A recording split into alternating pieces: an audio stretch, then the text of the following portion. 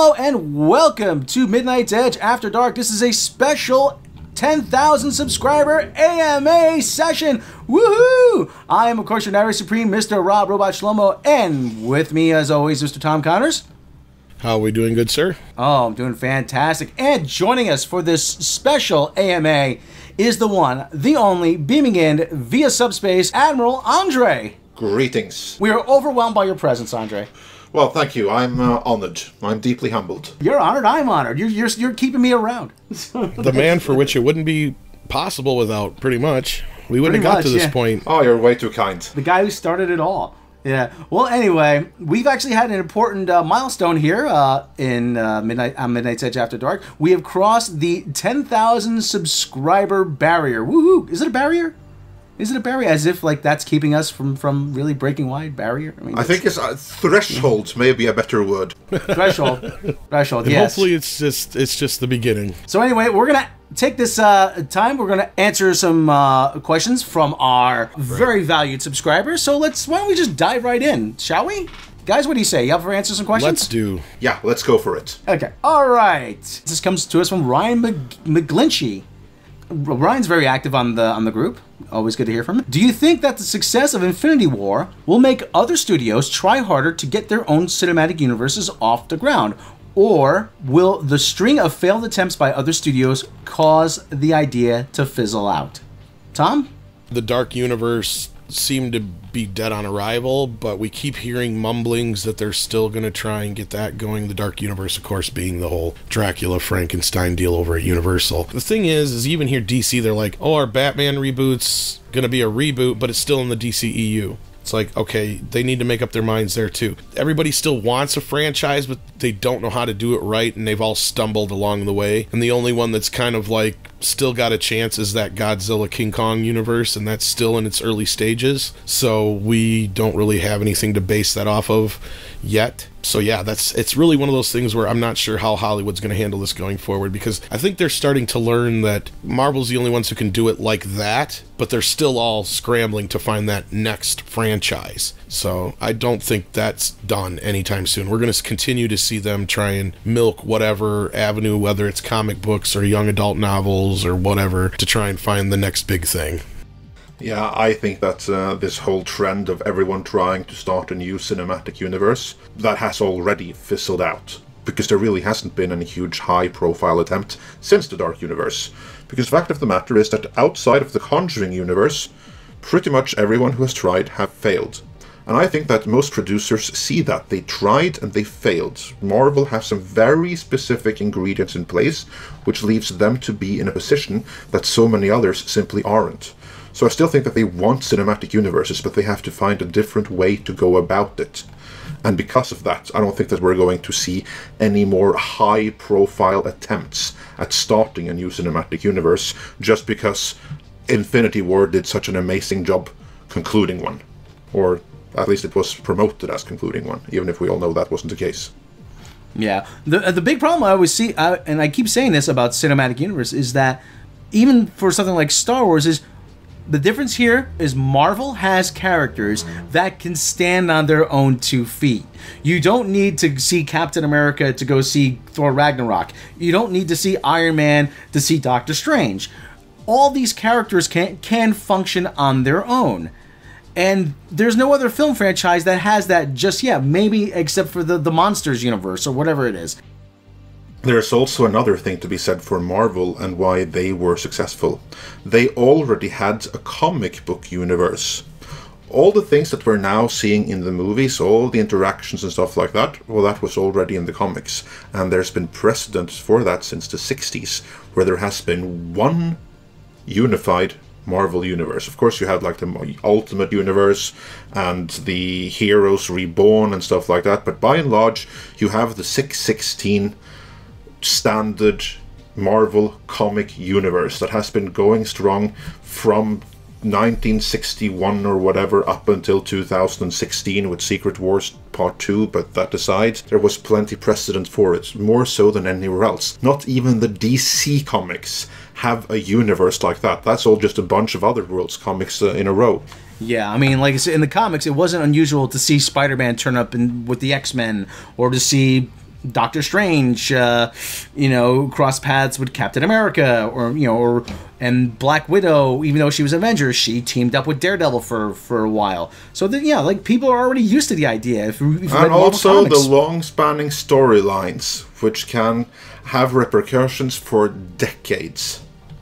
Oh, yeah. Right, and Stan Lee already said, years and years and years ago, his whole thing he loved about having his little universe was if Reed Richards needed a lawyer, he'd get Daredevil. Because it's just that happened to work out that way, that in that universe you have so many characters that do so many things, it just all works out in that way that you have this shared universe, and it's cohesive in a way that doesn't seem forced, which was the problem we had when we were talking about movies, because Justice League seemed forced. Avengers Infinity War felt completely, natural. Like, we've led to this point for this long for this reason. Unlike, like I said, Justice League was just like, like a teenager on prom night not being patient. Yeah, good analogy. All right. Well, thanks for the question, Ryan. Ole Christian Rockman. I'm not entirely sure where he is from, but I'm going to make a pass at the name. Ole Christian Rockman. Yes, what Andre said. You say it so much better than I ever can. So I'll just dive right into the question then. When or if Fox and Disney finally merge, will Disney move the Avatar movies away from Christmas? Yes, I think they would. It's getting to the point now where you don't need a holiday season or summer to have a major hit, and these movie seasons, the prime release seasons are getting really crowded. So moving them to February or early spring might be a good idea. What do you guys think? Tom? They're going to be a lot more coordinated, and Disney has enough big stuff now that they could almost release a big movie every month. If they could set it up to where we've got Star Wars, we got Marvel, we got Pixar, we got our normal animated films, we've got Fox's slate now. In that respect, they can put a big movie out every single month, pretty much of the year, and probably do okay for the most part. I mean, of course, it would bounce between a Fox big feature and a Disney big feature, but yeah, that's what I think is going to happen, or probably will happen. Andre? I think that they're going to keep Christmas for Avatar. For the very simple reason that Avatar is the biggest movie in history, and it was released around Christmas. And now it isn't Christmas that's the magic thing in its own. It's that then you have holiday, you have people going to the cinema in the States, you have people going to the cinema in Europe and around the world, and you don't have too much heavy competition, because most of the other big movies are released in summer. For that reason, and also Solo, let's not forget about Solo. They did an experiment with that. That's a movie that traditionally would have been released around November, December, and now they released it in summer, and see how that turned out. Of course, we don't know if it would have fared any better if it had been released around Christmas, but what we do know is that this was the first modern Star Wars movie not to be released around Christmas, and it was the first modern Star Wars movie to bomb. Now, obviously, there are more things that go in there, but that alone, I think, is going to be sufficient reason to keep Avatar for Christmas. How many Avatar movies are going to be made? That remains to be seen. But the first one, at least, will be released in Christmas, I'm fairly certain. Okay. I wouldn't be surprised, though, if it does, because then you're looking at a situation, because I think what the question's getting to, Andre, is that Christmas is still traditionally the time when they're planning on releasing the Star Wars films. I think what he's asking is are they going to continue to, they're not going to obviously put their two of their biggest franchises head-to-head on the same time period. I don't think we're going to get Star Wars and Avatar in the same year. I think we're going to get both in Christmas, but in alternating years, just to make that clear. That's what I think. All right. Well, thank you for the question. Tyler Bioshock Rod, is there any movie you would actually like to see remade? Andre? Yes, very much so. The Black Hole. That is a movie with a great concept and a lacking execution. And I think just the concept and the setup just begs for a remake. And that was a movie that was in rumor to be remade by the guy who did Tron Legacy. I still hurt over the fact that that didn't happen, because I would love a Black Hole remake. Tom? Yeah, that's a good concept, and I'm sure that's one that's we'll probably get that one eventually. But Andre's right. There's so many properties that had a lot of potential that didn't live up to them in their initial outing. And those are the movies that the studios should be looking into, but they won't because they don't generally have, franchise value if they weren't a hit to begin with. But you have all kinds of stuff from the 80s and 70s and stuff that could be mined and dug into and could be looked at again in a different way. We recently brought up, The Last Starfighter was getting either a sequel or a reboot. Perfect example of a movie that didn't live up to the potential it had for a franchise back in the day, but could definitely fit now, especially with things like Ready Player One and all that around. Krull is another one I could think of, and a few other ones from that era that, could definitely be given a facelift. Years ago, New Line had the right idea when they redid Willard, but they screwed it up when they decided to cut it down to PG-13 and reshoot the ending. So there is a way you can do these things, and there's a way you can screw them up, too. So Tom, thank you for bringing up Krull, because that reminds me of another movie that I want to see remade, or rather that I want a new adaptation of, and that would be Kull the Conqueror. More specifically, give us Kull the Shadow Kingdom. All you pulp literature fans out there know what I'm talking about. I always say that you can always redo certain properties every 15 or 20 years. Flash Gordon is always something I'm always curious to see about how that would look now. As Andre said, Krull would be actually be really interesting to see. Generally, I'm not a fan of movies being remade because it's not from nostalgia. Somebody always has their idea on how to fix certain things. Oh no! I know how to make this better. I'm like, no, you don't. So a lot of times when they tried remaking the Bad News Bears, that turned out horribly. So there's certain things that should not be touched, like The Godfather. That one wasn't even as bad as some of the other ones because they actually stuck to a lot of the original film for that one. You got to give them credit for that. Yeah. At least that. I mean, but you'd rather not have them even try. Oh, of course. Yeah. Okay. Yeah. Tyler actually has written several mini documentaries for us. He wrote our Mad Max mini documentary, and he also worked on a few documentaries that we have coming up very, very soon. So, thanks for that question there, Tyler, and thanks for your help here at the channel. Yeah, Tyler, thanks for the question. Thanks for all your contributions here. Andrew Miller. It's Miller time. He asks, how do you guys feel about the Fox-Disney merger? I'm excited to get Fantastic Four and the X-Men back, and Silver Surfer. I'm excited because finally we're gonna get a good Silver Surfer in one of these movies at some point, and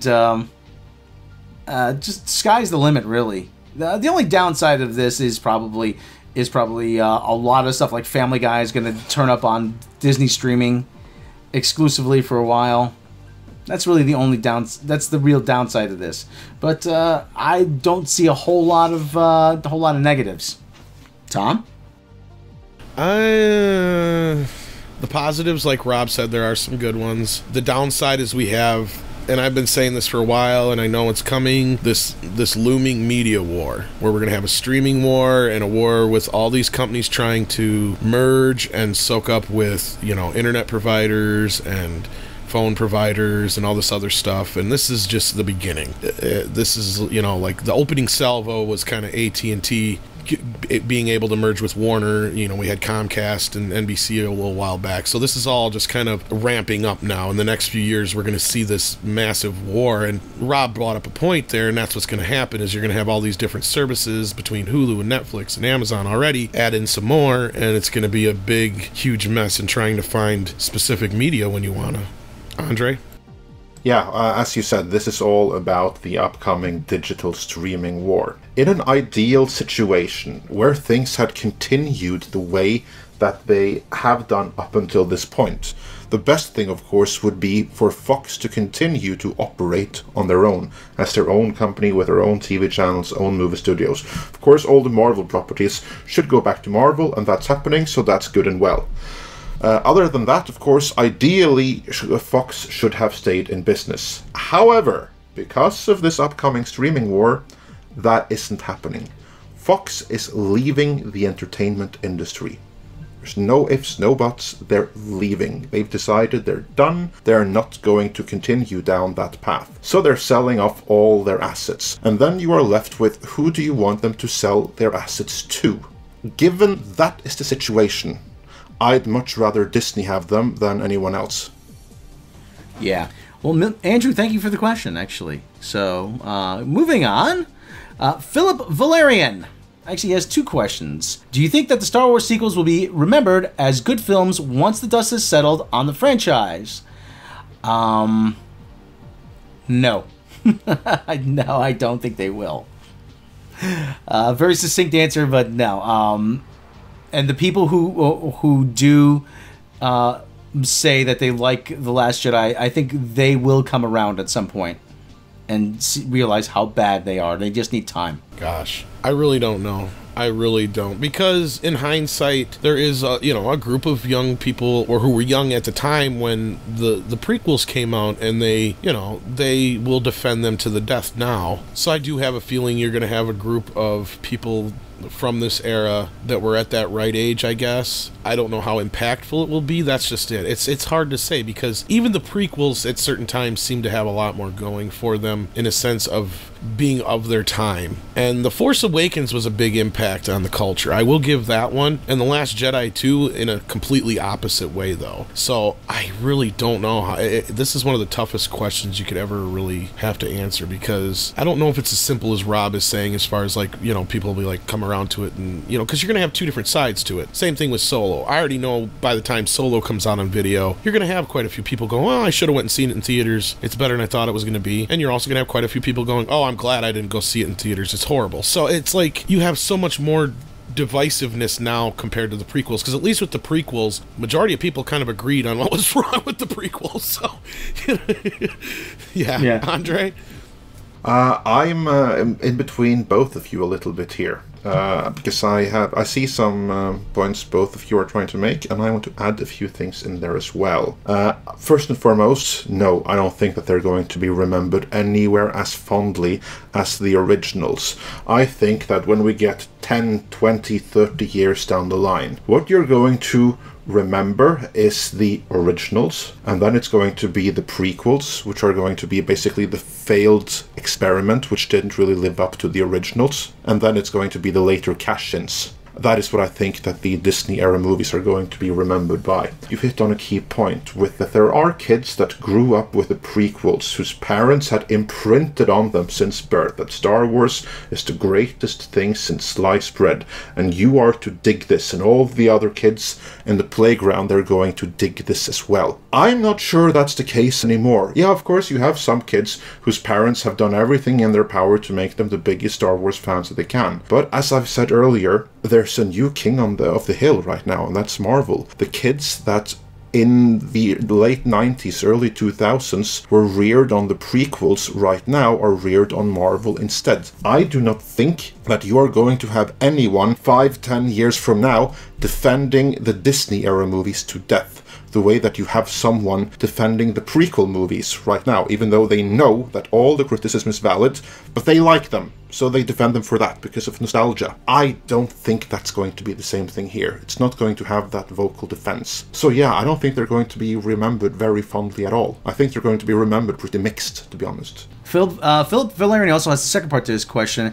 Do you think that a bad episode 9 will lead people to reevaluate the positive reception of episode 7 and episode 8?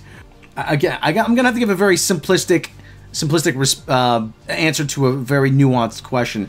The people who say that episode 7 will be fixed by episode 8, and now they say episode 7 and 8 will be fixed by episode 9, they're going to be in for a load of disappointment. I think this thing is so fucked. I think Rian Johnson has fucked over this film series by trying to put his personal stamp on it so badly. He screwed this thing so badly that I honestly think that there is no recovering from this, and that no matter what happens in episode 9, this thing is just going to be a cherry on top of a very large shit sundae at this point.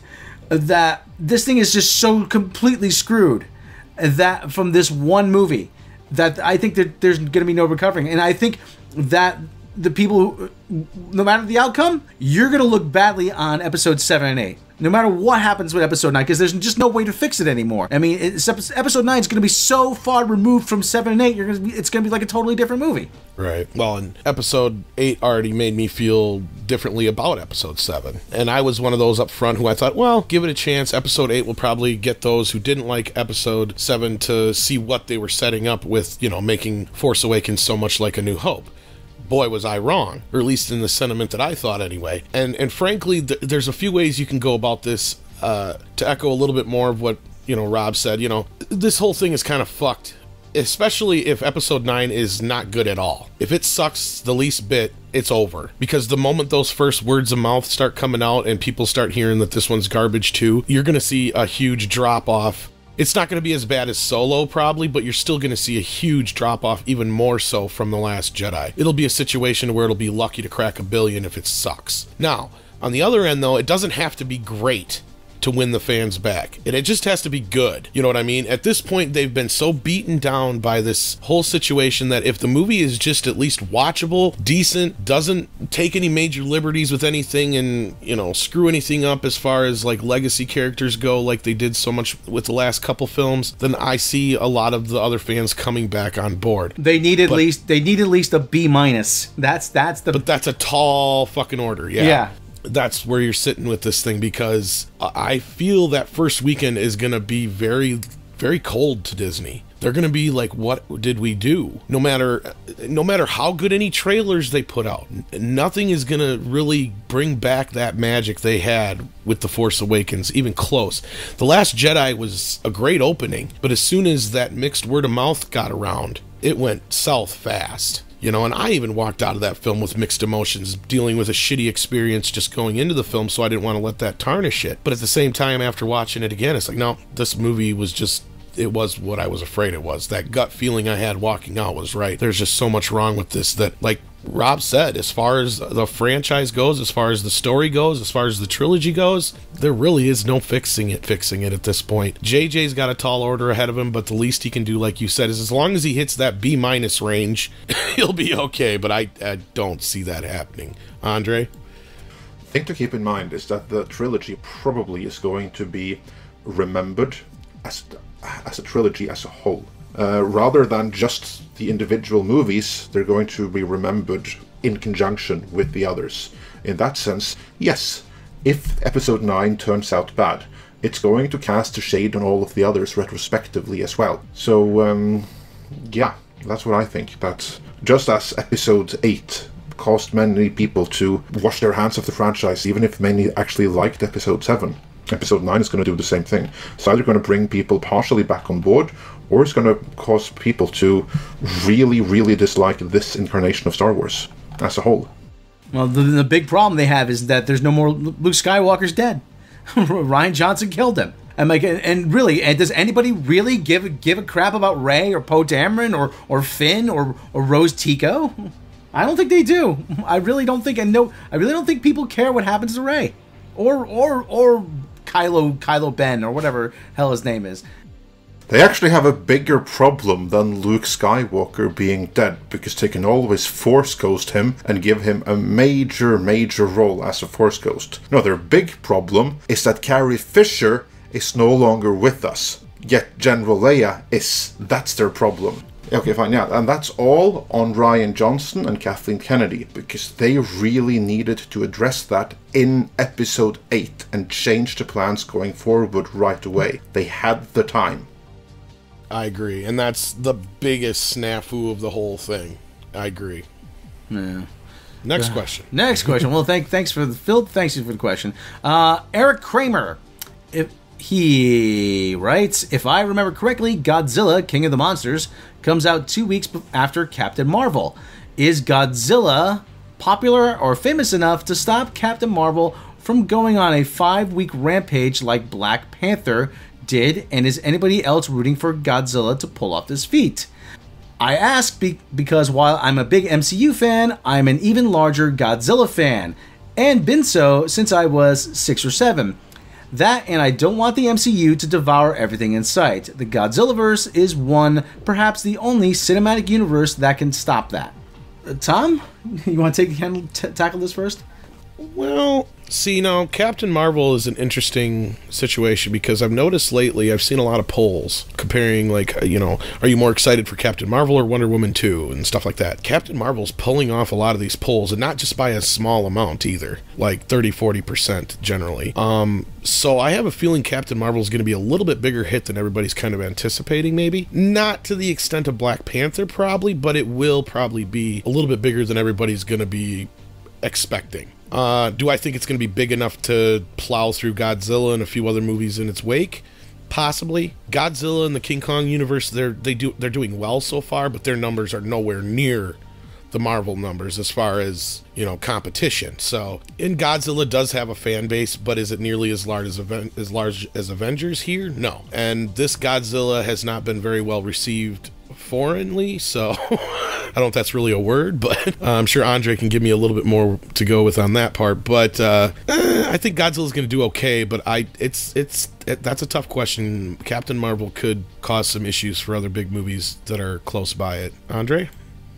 Well, let's first begin with Godzilla's international appeal. Now, I cannot speak for Godzilla's appeal all over the world, but at least in Northern Europe, Godzilla was, by and large, a completely unknown commodity before 1998 and the Sony movie.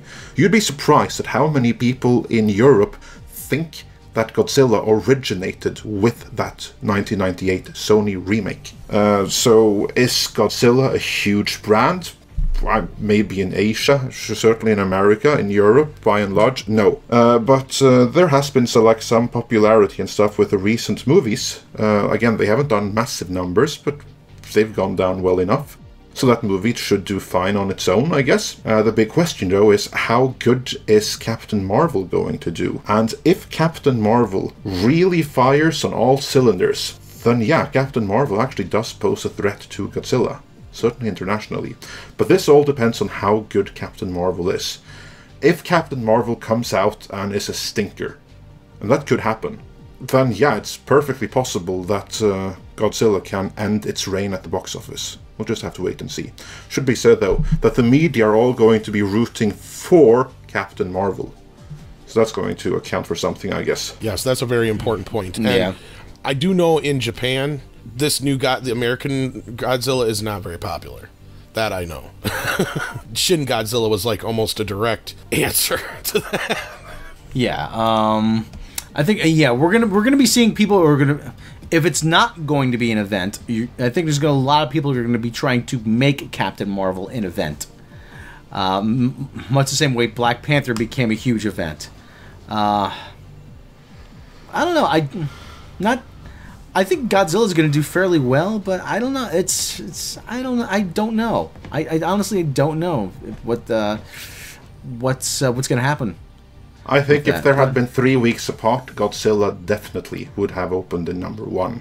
But with just 2 weeks apart, if Captain Marvel comes even close to capturing what Black Panther did, then Captain Marvel is still going to beat Godzilla in its opening weekend, I think.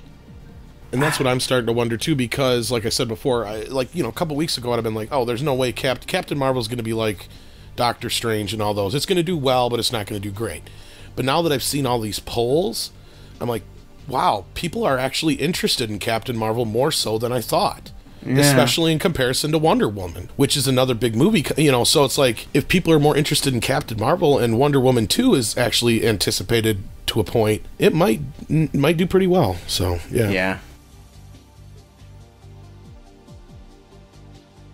Greg Price, what is your reaction to the all-out war launched by Mark Waid and the SJWs against Jawbreakers creator Diversity and Comics? I try not to have an opinion on that. I really don't know a whole lot about it. I will say that I don't like moral grandstanding that's going on in a lot of comics, a lot of comic creators, and that's all I got to say about that, really.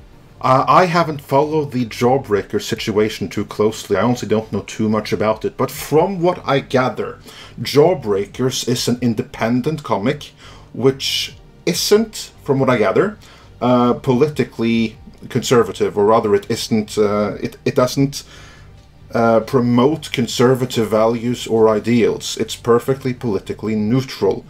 But it's politically neutral and it's independent, and that poses then a threat, I guess, then to Mark Waid and everyone else promoting a certain political agenda, because this is not part of the establishment. It's an independent thing, which apparently is doing pretty amazing in sales, and which doesn't have this same political, I hate to use the word agenda, but it certainly doesn't have the same political ideals as the establishment, if you will, does. And for that reason, they're trying to block it, speak out against it. Retailers won't support it. I think that's absolutely disgusting, and I'm not a fan of that at all. What it has done is that it has made me interested in checking out Jawbreakers. I don't really know even what it is, but now I kind of feel like reading it just because of that reaction. So that's my counter reaction to that reaction, and I think that many others must have that as well. So yeah, it certainly backfired on them. And Amethyst Chaos, or with Captain Marvel and Wonder Woman 2 opening in the same year, which will be the bigger success, given how one is riskier than the other, since Carol Danvers isn't an icon like Diana Prince is. I think Wonder Woman is probably going to be the bigger success, just because it had a previous movie to build off of. The character's more iconic, really. So, what do you guys think? I would have said about the same thing a couple weeks ago until I started seeing all those polls. And these polls are from various places, so they're not just from Marvel-leaning places anymore that I've seen them. So it's starting to look like Captain Marvel might have a bigger punch than we think, unless the movie sucks, like Andre said. Unless those first few reviews come out and people start coming out and saying, it's not nearly as good as we were hoping, it's Marvel's first bomb, stuff like that, then we'll have issues. But at this point, it's going to be an interesting race, I think. And Wonder Woman wasn't even a strong enough presence in Justice League to bolster and boost that box office there, so I don't know how well Wonder Woman 2 is going to do. I mean, the first one did well, but there were a lot of people like me who were just like, it wasn't anything that special, and it's getting overhyped just because it's a woman in the lead, which is great because it proves both that there are strong female characters that already exist that can be pilfered instead of trying to swap genders all the time, but that's neither here nor there when it comes to this. But as far as the sequel to Wonder Woman doing better than Captain Marvel, it's going to be a tight race at this point. I think a couple weeks ago I'd have been leaning more towards Rob and saying, Wonder Woman's going to run away with this one, but I don't know. Andre? I think Captain Marvel is going to utterly crush Wonder Woman 2. There's a couple of reasons for that. Avengers is one of them, but that is one of them. But let's begin with Wonder Woman 2. Amethyst says that Diana Prince is an icon. Is Diana Prince an icon in America?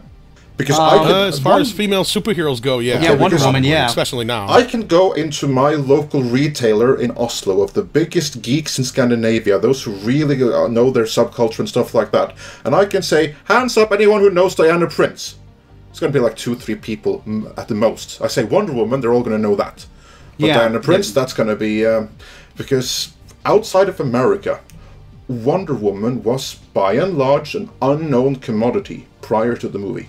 Diana Prince, that name, remains, I think, unknown. If you go to the streets of Paris, Germany, I don't know, Tokyo, Seoul, Korea, wherever, you just say the name Diana Prince, I don't think that many people are going to know it. They're going to recognize the image of Wonder Woman from the movie. But internationally, the brand Wonder Woman is a new one. Yeah, I know we had that TV series in the 70s, for those that remember that. But for everyone who doesn't remember the 70s TV series, and who aren't a fan of reading comics, Wonder Woman was by and large a new commodity when that movie came out. Captain Marvel is completely unknown. Like really, like hardly anyone is going to know Captain Marvel anywhere outside of America, and I don't know how many are going to know it even in America.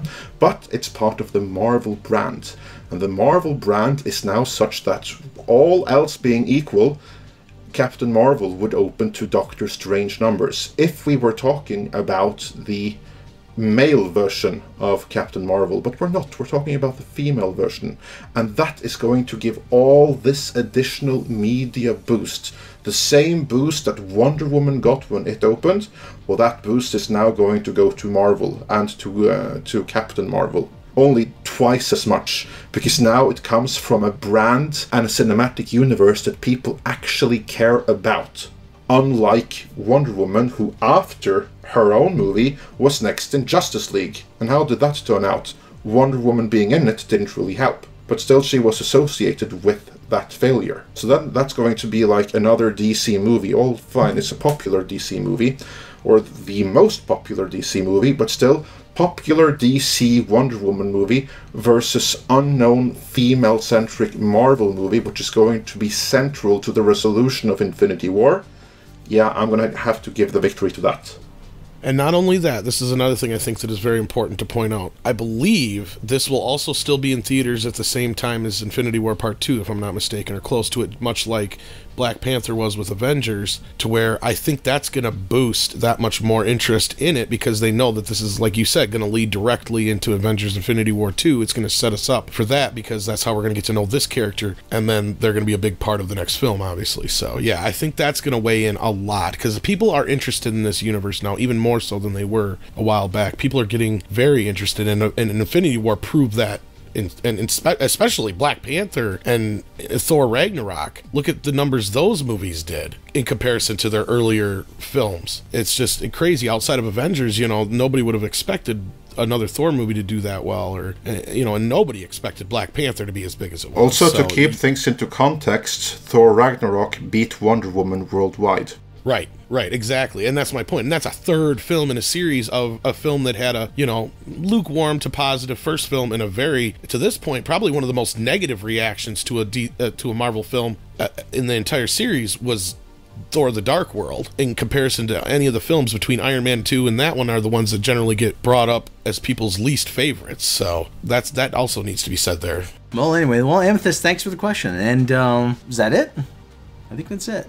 Okay. All right. So, yeah, basically what I want to say real quick, though, is if it wasn't for Andre, this would not be possible. A year ago, he changed not only my life, but this channel and everything around me. So it's been a hell of a year so far, and I want to thank you for that. And hopefully that's just, you know, going up from here. And hopefully this is just the beginning of a lot more to come. And I would like to thank everyone who has subscribed to both Midnight's Edge and Midnight's Edge After Dark, and who continue to come back to our videos and continue to support us, because you're the guys who keep the lights on, and we couldn't continue to do what we do without you guys. So thank you. Also, I would like to give a special hands up to our Patreon supporters. We really couldn't have done what we do without you guys. Thank you so much. And Rob, a big thank you to you, because if it wasn't for you, I wouldn't be able to do half the shit I do. So. Geez, you guys are too kind. You're horrible liars to boot. Just kidding. So, yes, like I said, we like to thank everybody who's been with us throughout this ride here, and hopefully much more to come as we soldier on in this world of pop culture and our lingua franca, as Dictor Van Doomcock would say. So, one more time for this special AMA, I am Mr. Rob Robot Shlomo. I'm Tom Connors. And I'm the Master of Ceremonies, Andre. And we will catch you next time. If you like this video, then please click the subscribe button. And don't forget to click the bell icon to be notified for all the latest uploaded content. Due to recent changes to YouTube's monetization policies, we'd also like to ask you to please consider supporting Midnight's Edge and its sister channel, Midnight's Edge After Dark, through Patreon. As thanks for their support, patrons will receive early notifications of mini-documentaries, special behind-the-scenes making of the Edge videos, bloopers, outtakes, lost episodes, and more. You can support the channel for as little as $1 a month. Be sure to check back for news and analysis on the corporate politics behind your favorite genre movies, as well as updates and discussion here at Midnight's Edge.